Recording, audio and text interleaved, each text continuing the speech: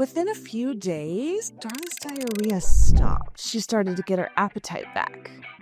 The sparkle in her eye started to return, and I was blown away.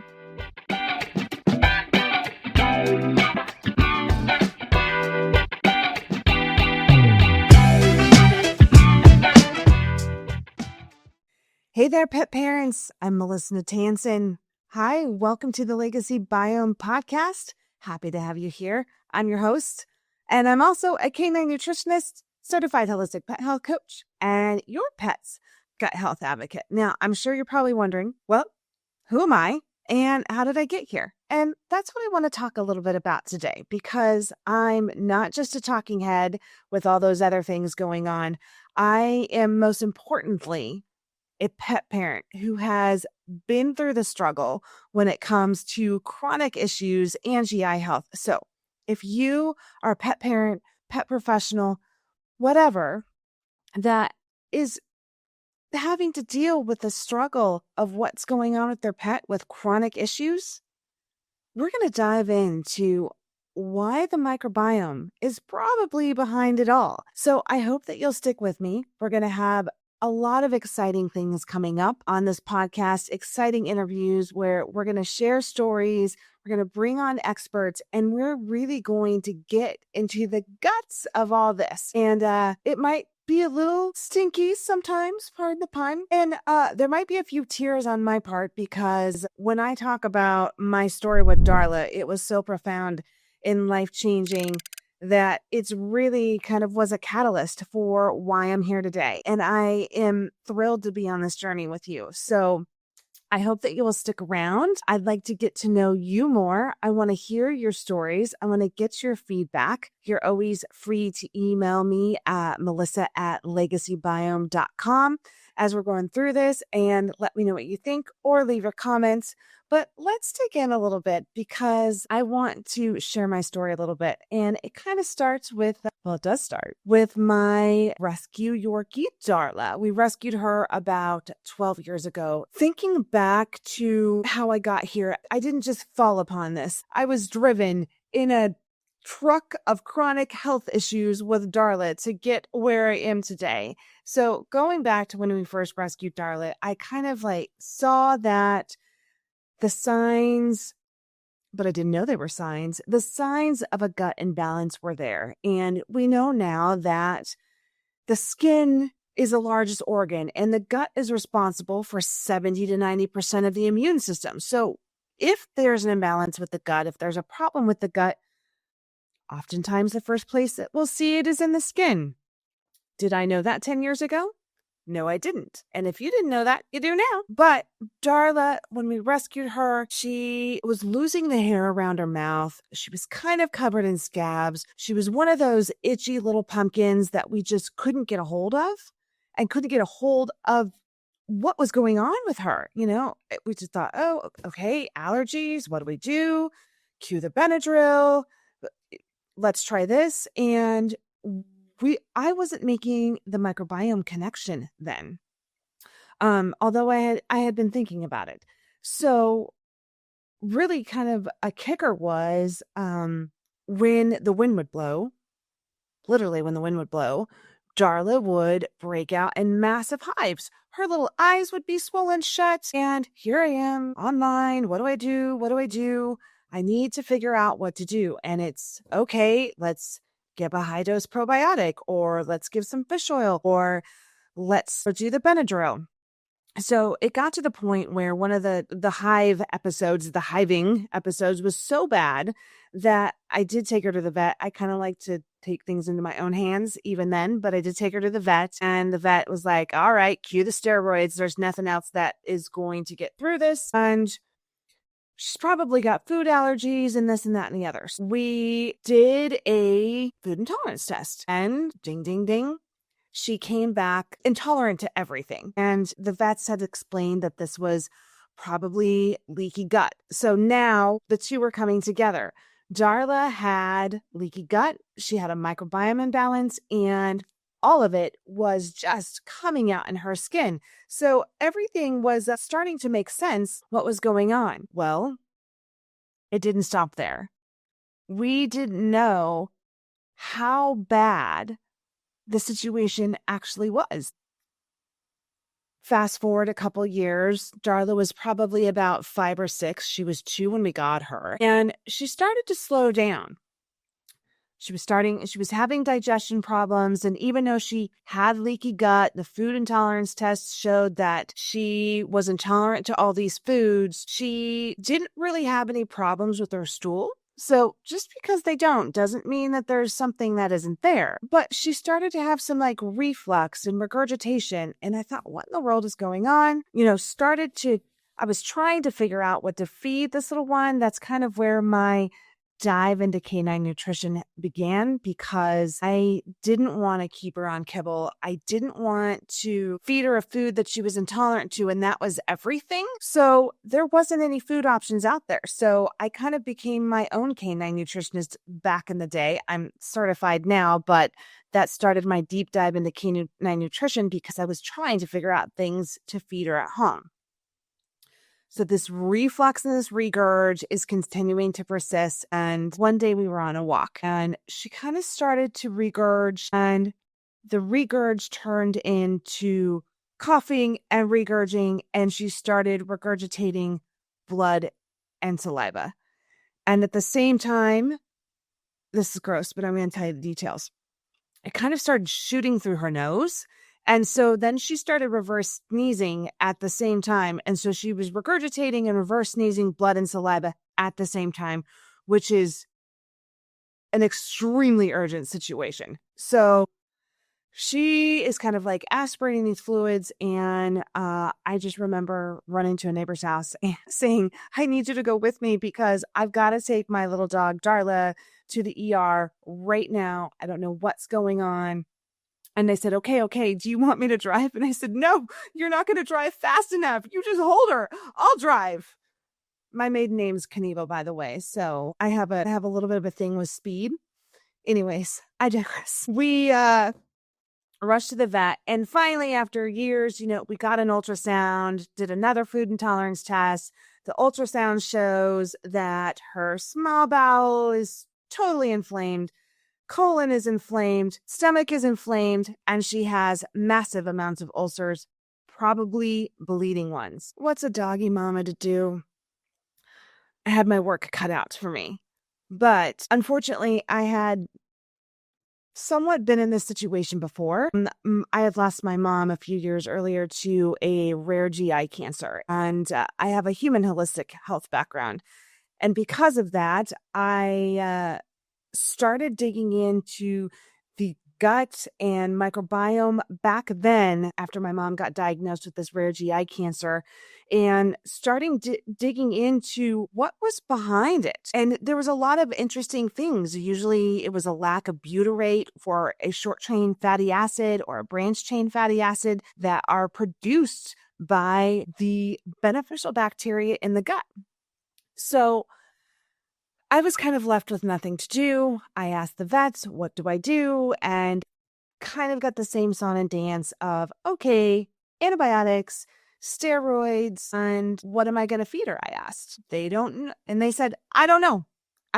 So dug into the canine nutrition some more. And then I was like, well, why can't I just use some of the human supplements that I learned about when it came to my mom's GI cancer and then used on myself? Because surprise, surprise, I had leaky gut too. And if you share symptoms with your dog or conditions with your dog, stick around for episodes coming up because we're going to get into that too, what the gut brain health connection is. But I had leaky gut, so I started applying some of my leaky gut knowledge to Darla. I started pulling in some gut healing herbs like L-glutamine and slippery elm, and started kind of switching at the probiotic. And she started to stabilize, and she started to get to a point where I thought, okay, we're all right. And hopefully we're not going to be regurgitating blood and aspirating it anytime soon. So I was feeling like we were getting on a stable as a teeter-totter, maybe, going forward thing. So Again, fast forward a few years and it all came kind of crashing back. I don't know another way to put it. And I didn't see it coming. Darla was stable, but the regurgitation issues kind of persisted. And meanwhile, I want you to keep in mind that Darla's stools were pretty darn near perfect all the time. They were regular. And so I think so often we get into this spot where if we don't see it or if they're not actively having diarrhea or something, then there's not an issue. But guess what was happening? In the allergy season, when we were getting into spring and summer, she was still having some itchies. She was still having some hot spots. She was still kind of reacting to the world around her, and this regurgitation persisted. But I thought, well, the big blaring signs like having diarrhea and having major hot spots and the hives were gone. So, okay, we're stable. And I'm not telling this story to scare anyone. I'm really not about, oh, well, what might be lurking underneath? Is my dog a ticking time bomb? Well, maybe. But again, that's why we're here.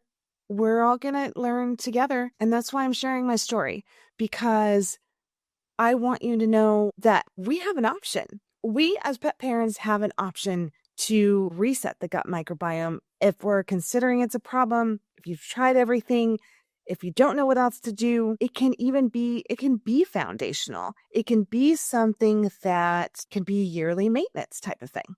Okay.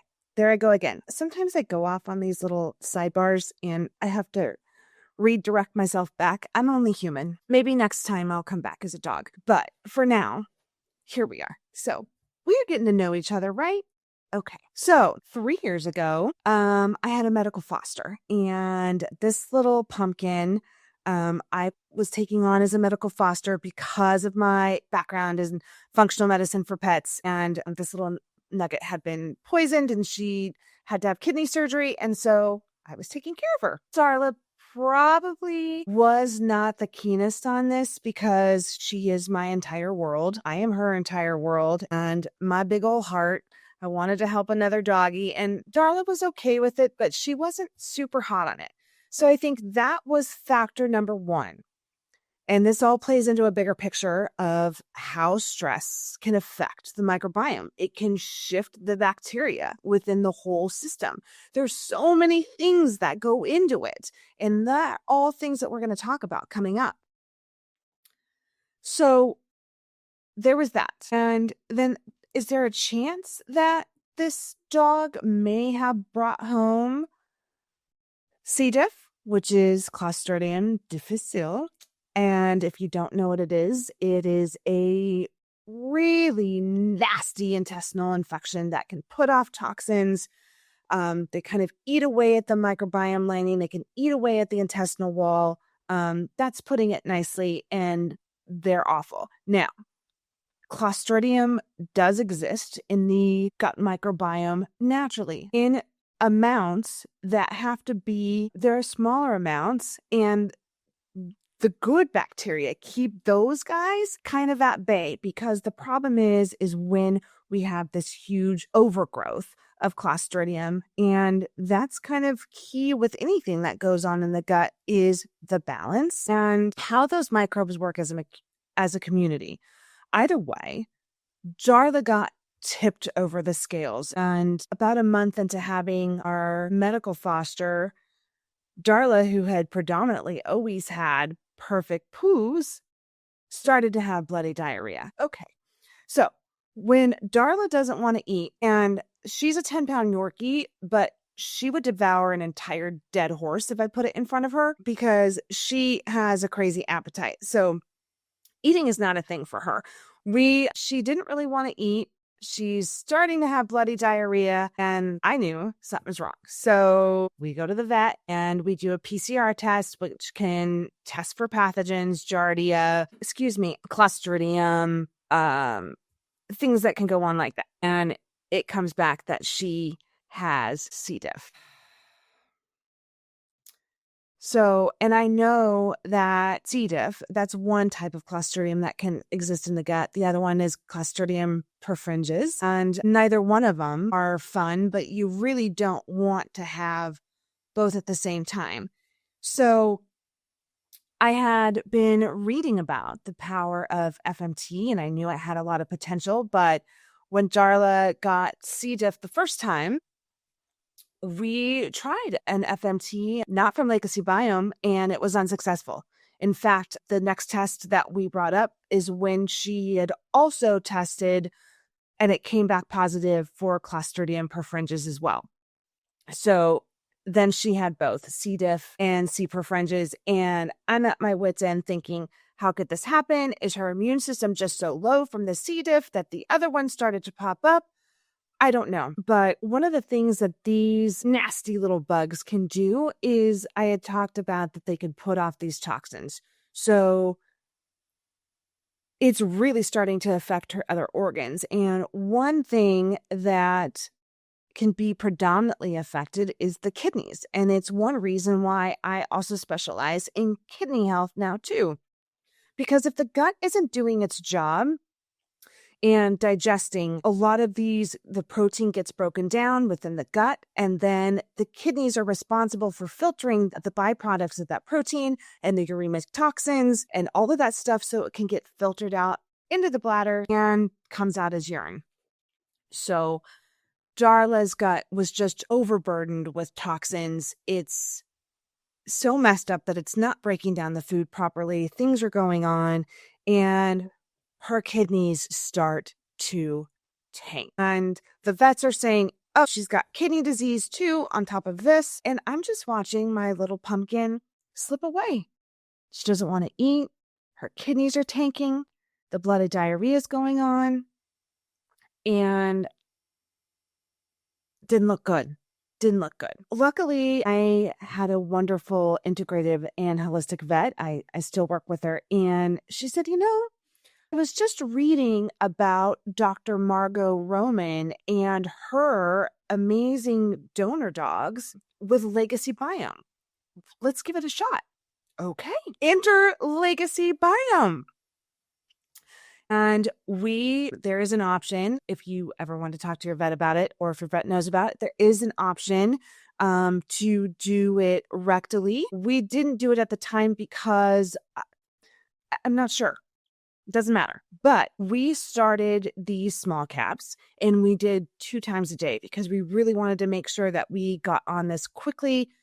And we did see some rectal ozone on Darla before we did the FMT, and then started the caps twice a day and kind of did some ozone filled in with there. And if your vet does ozone, fantastic, because I think it's a great adjunct to FMT to really help the good guys populate and knock down those nasty bugs like C. diff. So within a few days, Darla's diarrhea stopped. She started to get her appetite back.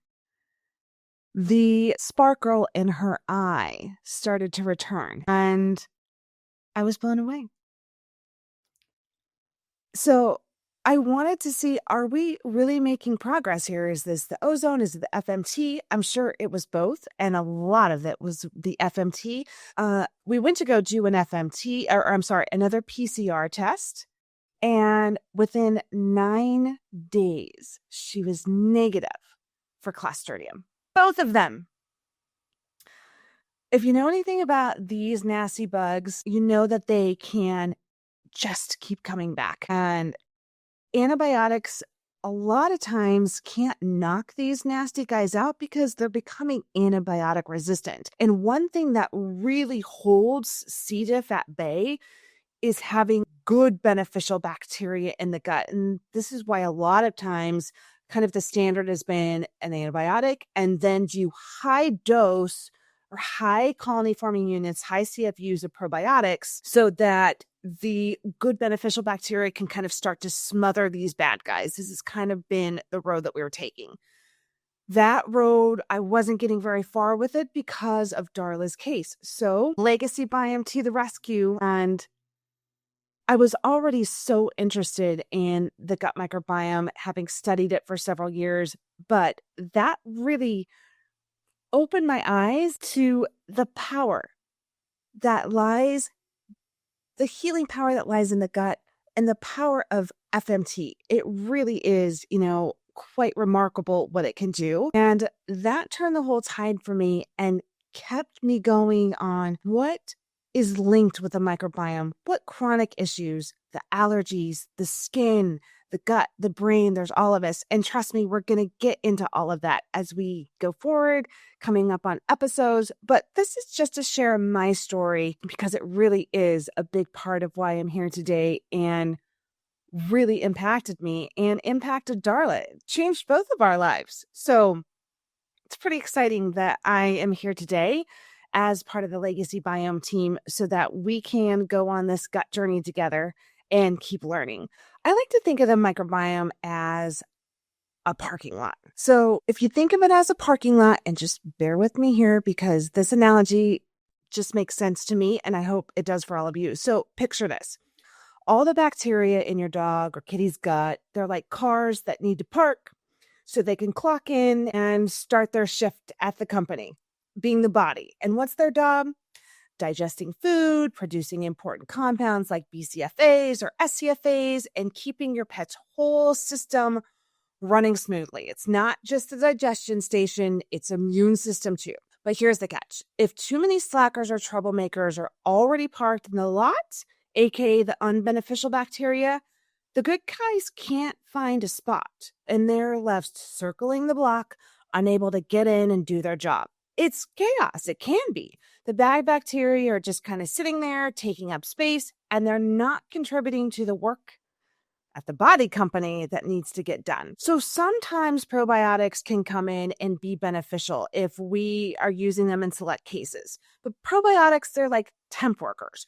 You hire them when you're short-staffed, they can help a bit, but they're not permanent employees, and you have to keep calling them back in because they're never truly part of the team.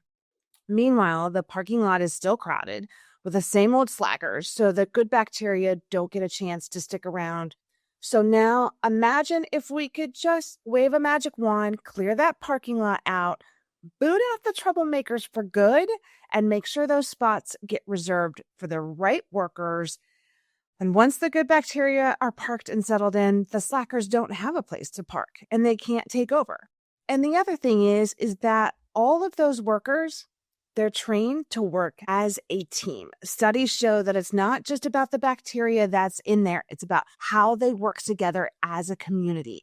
And that's why FMT is so powerful. It's not just about bringing in a few good workers. It's about resetting the system. You're not hiring temp workers.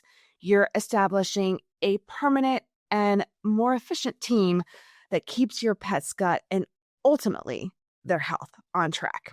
We're clearing the lot and resetting the lot, and it's really a microbiome reset. So Darla is, in fact, she is got an FMT on board right now. We are doing another foundational round. Why? Mostly because I just want to keep the good in, keep the bad down where they're supposed to be, and make sure Darla's microbiome is operating as a community. Now, I will tell you that since she had her Legacy Biome FMT 3 years ago, she has barely had a scratch or an itch. Her skin looks so good. She doesn't really deal with the seasonal allergies as much, but she is 15 years old now, and I want to make sure that she ages gracefully. She does actually have some unfortunate residual kidney damage from those gnarly infections that she had before. So that is a challenge that Darla faces. But guess what? When the microbiome is happy and healthy and working the way it's supposed to, it makes it easier on all of the organs in the body. And we're aiming to make things easier on her kidneys and keep her aging quite gracefully. And I think as pets age, this is really something that can be a fantastic maintenance tool and your doggy mama or daddy toolbox to have around, because the microbiome can shift and change as they grow older. The enzymes that are produced in the stomach and by the pancreas and the way that the food is broken down, they tend to start to degrade a little bit. So maybe your pet isn't digesting as well as it was a few years prior. QFMT again. And really, the possibilities are endless with things that I believe that it can help with. And again, those are all, well, to me, super exciting topics that we're going to get into as we move forward. We have some wonderful and exciting guests coming up, including next month. We're going to have Gussie's Gut on, and the wonderful and amazing and my trainer, Dr. Ruth Roberts, is going to be on. And we're going to talk about some of this emerging technology, why we're not incorporating FMT more as part of the regular. But again, that's why we're here today, because this really can be something foundational for your pet. So it was nice to get to know you. I want to hear your stories. Again, write me an email, melissa@legacybiome.com, if you've been struggling with your pet. If you've got a story you would like to share, whether it's a story of struggle or a story of triumph, I'd love to hear it. And I hope that some of you could resonate with what I was talking about today and know, once again, that I'm not just here as a canine nutritionist or a holistic pet health coach. I've got a big background in the microbiome and gut health, but I'm also here as a pet parent. From me to you, I've been there and I get it. And I've been deep in the depths of it with the struggle. So I couldn't be more excited to be here with you and excited to learn and find out more and share it with you, because I believe the gut health revolution is just getting started, and we're going to see changes happen one paw at a time, and Legacy Biome is leading the way. With that, take care, positive vibes. See you next time.